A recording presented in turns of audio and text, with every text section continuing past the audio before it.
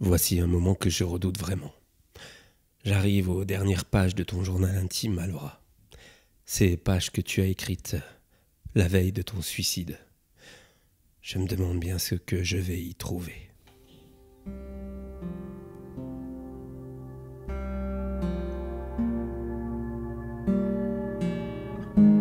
Aujourd'hui est une journée encore plus terrible que les autres. J'ai pris conscience que je n'étais rien. Je suis insignifiante aux yeux des autres. Élève, prof, proviseur, personne n'en a que faire de moi. Sarah et sa troupe m'ont pourri toute la journée, mais cette fois-ci, j'ai décidé d'agir. Je suis allée au secrétariat pour me plaindre du harcèlement que je subis depuis le début de l'année, et j'ai pu m'entretenir avec le proviseur. Je lui ai tout expliqué, et j'ai bien vu qu'il m'écoutait qu'à moitié. Une fois que j'ai eu fini, tout ce qu'il m'a dit, c'est qu'il ne pouvait pas s'occuper de tous les chamailleries entre les lycéens. Quel incapable. C'est comme s'il laissait faire en fermant les yeux. Et ça se dit proviseur. C'est vraiment beaucoup trop pour moi ces derniers temps. Tout ce harcèlement combiné à ce secret que je dois garder au fond de moi. C'est vraiment beaucoup.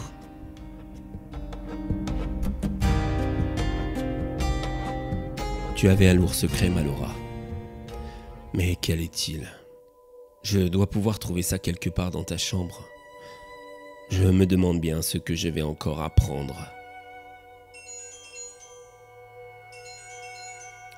Oui, allô ? C'est encore moi, mon ami. Je passe en Belgique m'acheter quelques bières spéciales et je me disais que ça te ferait plaisir que je t'en ramène. T'es contradictoire, Francis. Tu veux que je baisse ma consommation d'alcool et tu me proposes de me ramener des bières.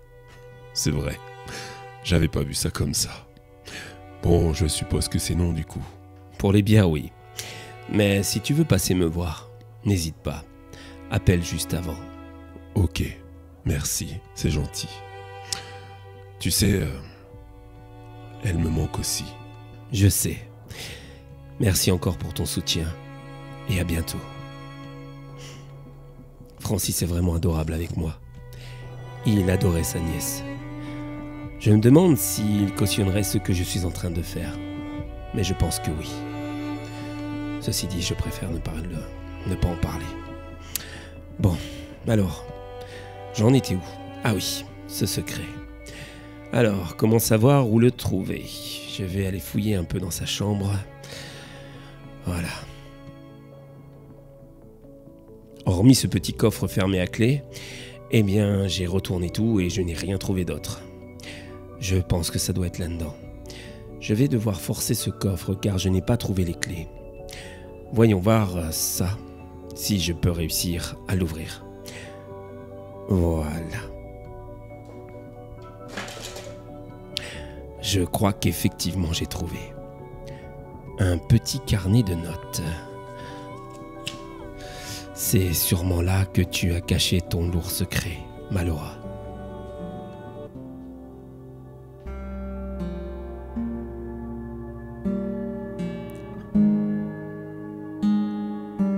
Avez-vous déjà fait quelque chose dont vous avez honte ? Ce genre d'acte dont vous ignorez la culpabilité qu'il va engendrer chez vous ? Moi, malheureusement, oui.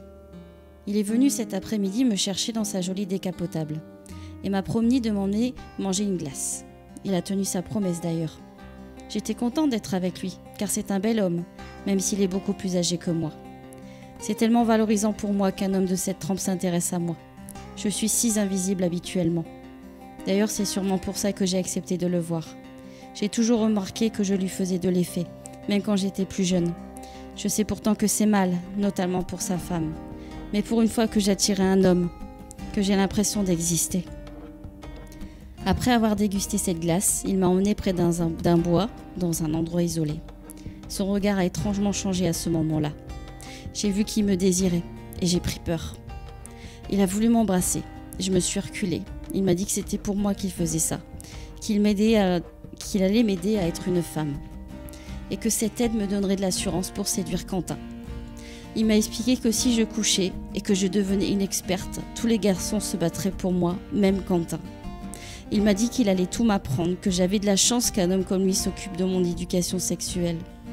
Après l'avoir longuement écouté, j'ai fini par céder. Il m'a appris à bien embrasser avec la langue. J'aurais tellement préféré que ce soit Quentin. Il m'a fait monter sur la banquette arrière et m'a demandé de montrer mes seins, m'assurant qu'ils étaient magnifiques et que beaucoup d'hommes aimaient ça. Puis, il a sorti son sexe et m'a appris à bien sucer. Au début, j'ai eu des hauts de cœur, puis j'ai juste essayé de penser à autre chose.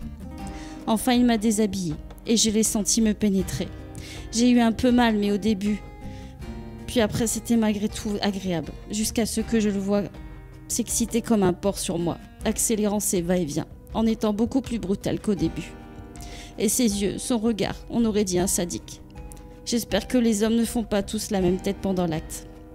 Il s'est énervé, d'un coup il s'est retiré pour éjaculer sur mes seins. Il transpirait et avait une allure horrible de pervers. Il m'a donné des mouchoirs pour me ressuyer, et puis nous avons à nouveau discuté. Je le retrouvais comme je le connaissais. Il m'a dit que c'était notre secret, que personne ne devait le savoir. Et puis il m'a ramené en centre-ville. Je suis ensuite rentrée chez moi, rongée par la culpabilité et le dégoût. Malgré mon consentement, j'ai l'impression d'être souillée. Je n'aurais jamais dû faire une chose pareille. Et je m'en veux tellement vis-à-vis de Patricia.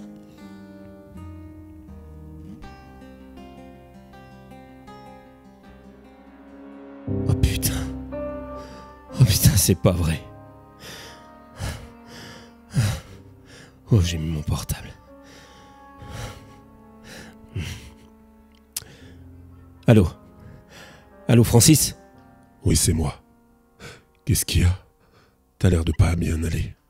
Écoute, en fait, je vais pas bien du tout. Tu peux venir me voir, s'il te plaît.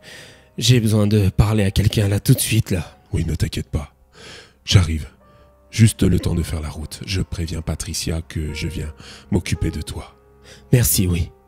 Fais vite. À tout de suite, s'il te plaît. Fais vite.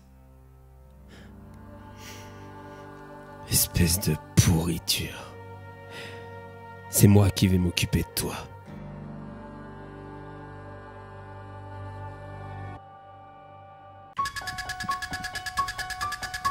À vous qui avez eu le courage de regarder cette vidéo, n'hésitez pas à la partager et à vous abonner. Sans quoi, je serai obligé de vous retrouver et de m'occuper de vous.